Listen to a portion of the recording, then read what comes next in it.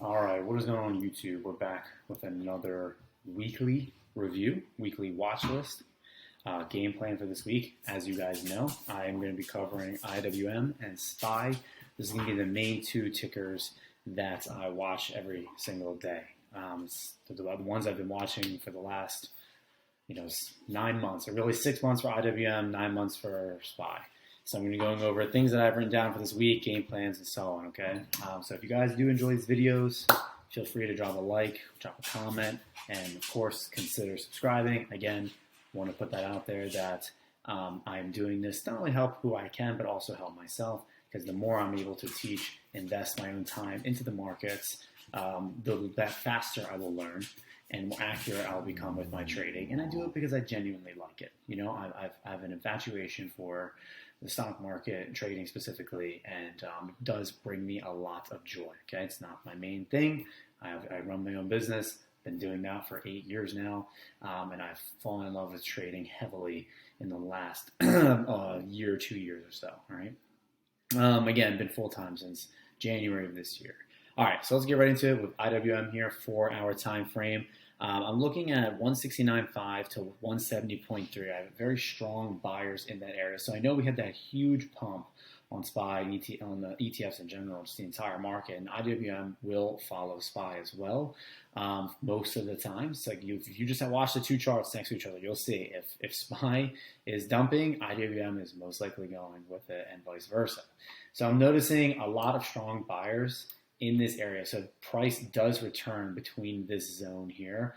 I'll definitely be looking for price action and volume for entries to the upside, okay?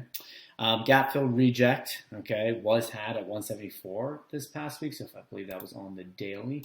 So let's head over to the daily time frame here. So we did have this gap up here, all right? We did get that test.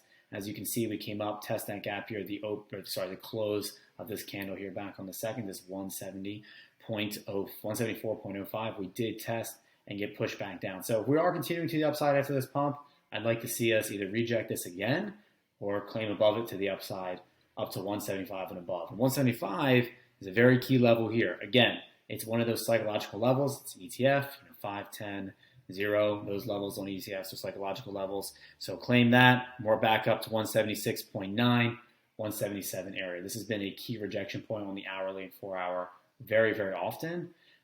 So we'll be looking to see a rejection up here again, right? So we'll see what happens. After that huge pump that happened on Friday, it's kind of interesting to see where the market's going to go on Monday. Obviously, with the very unfortunate news that has come out to the world over the weekend, potentially will have a large impact on the market. So Mondays, I always like to play it very carefully on Mondays. I usually trade 5 contracts at a time right now, but Mondays I might even just take 1 or 2.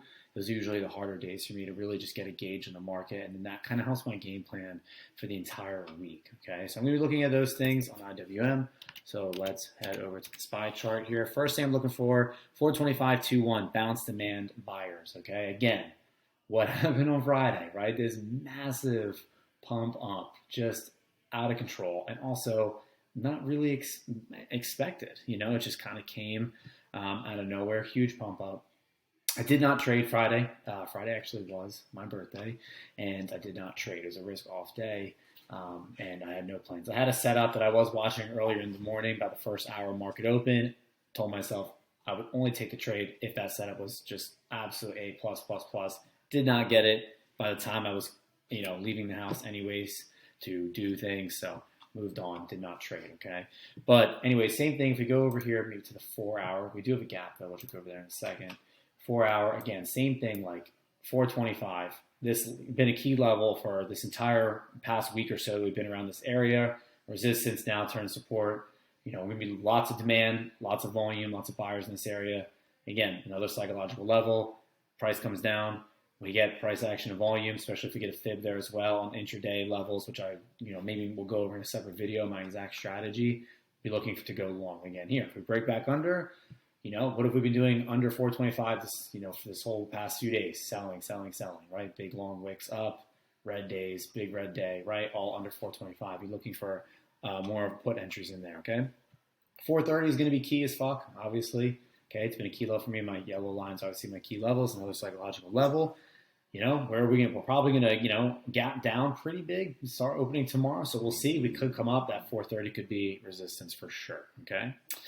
We're just going to be waiting for confirmation. I wrote down here, 430 will be a key level. Wait for direction in the market Monday and confirmation after this huge day, obviously. Like, man, what a freaking candle. My goodness, what a wick. That is just unbelievable. If you traded Friday and you were in calls at 422, 423, my goodness, might have been a hell of a day for you.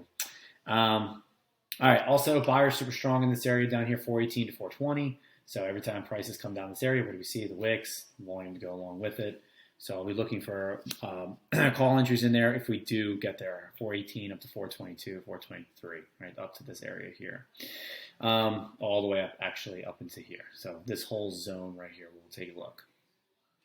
Let's see if we get over 430. Probably will not be tomorrow, but if we go 430 this week, my next rejection, be up here at this 435, right? Last time we really had a big rejection. And then finally, on the daily time frame, we do have gap fill. Okay, so let's go over here. And it's going to be at 438.59. So at the bottom of this candle here. If we can capture above or get 435, and come up here and test this gap, be looking for rejection back down. All right. So very simple game plan for this week.